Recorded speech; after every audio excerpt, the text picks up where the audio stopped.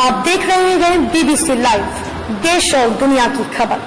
नमस्कार, मैं हूं अंजलि और आप देख रहे हैं बीबीसी लाइव। तो चलिए शुरुआत करते हैं आज की प्रमुख खबर से। बांधवगढ़ टाइगर रिजर्व में जंगली हाथी प्रबंधन को लेकर 2 दिवसीय कार्यशाला का हुआ आयोजन।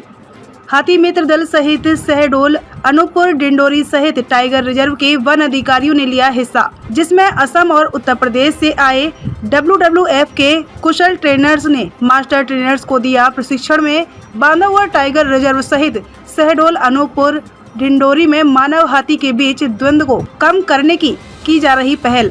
हाथियों के सामने आए बिना कैसे मानव हाथी के बीच द्वंद्व को कम करने की जा रही पहल के हाथियों के सामने आए बिना कैसे हाथियों को नुकसान से रोका जाए, इस विषय पर हुई सैद्धांतिक और प्रायोगिक प्रशिक्षण। उमरिया जिले के विश्वविख्यात बांधवगढ़ टाइगर रिजर्व में 20 जून से जैव विविधता केंद्र में जंगली हाथी प्रबंधन को लेकर संभाग स्तरीय कार्यशाला का आयोजन किया जा रहा है।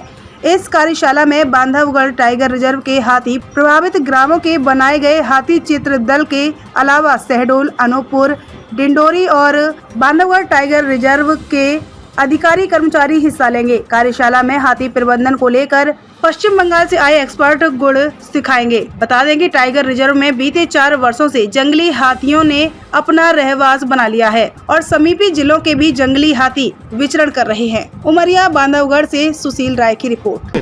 चलो भाई, हमको ताला में मीटिंग में बुलाया गया, सब अधिकारी आए थे वहाँ कि हाथी आते हैं आपके यहाँ, हाथी के बचाव के लिए आप क्या करना है। तो वहाँ बताया कि मिर्ची है, तंबाकू है, या कि एक जला कर के धुआं, बल्कि जलाना देना डायरेक्ट, क्योंकि धुआं से बचाव करना है।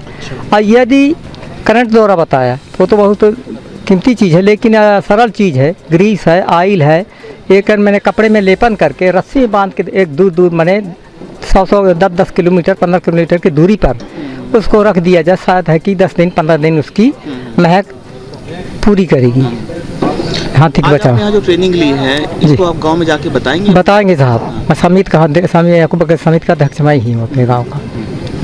आपके यहाँ हाथी है? हाँ जी हाँ, मेरे यहाँ हाथी अभी वर्तमान में आवागमन बना रहता है, ऐसी बात नहीं कि हाथी ना हो।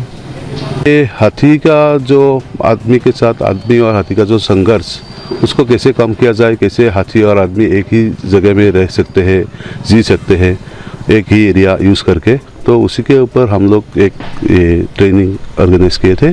तो इसमें एक पार्ट थ्योरी का था और एक पार्ट डेमोन्स्ट्रेशन का था।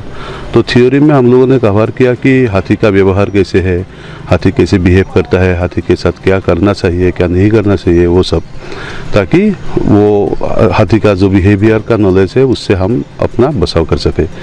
और बाकी पार्ट में है कि हम लोगों के साथ मिलके कैसे हम इस समस्या को थोड़ा कम कर सकते हैं।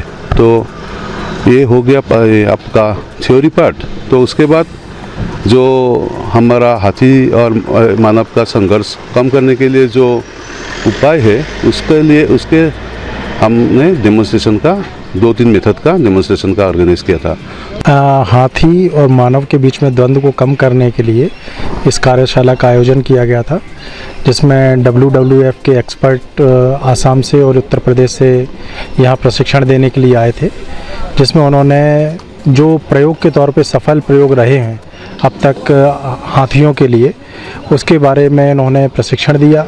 और इस कार्यशाला से मास्टर ट्रेनर को तैयार करने का उद्देश्य है, जिससे कि आगे आने वाले समय में हम सभी प्रभावित गांवों में इन लोगों का प्रशिक्षण आयोजित कर सकें और ऐसे लोगों के बीच में ये जो भ्रांतियां हैं हाथी को लेकर या कोई मिथ्स हैं, तो उसको कम करके जो द्वंद्व है या किसी भी दुर्घटना को टाला जा सके, इस कार्यशाला का प्रयास था। खबरों में अब तक बस इतना ही। मिलते हैं फिर ऐसी ही किसी बड़ी खबर के साथ। तब तक के लिए नमस्कार और देखते रहिए बीबीसी लाइव।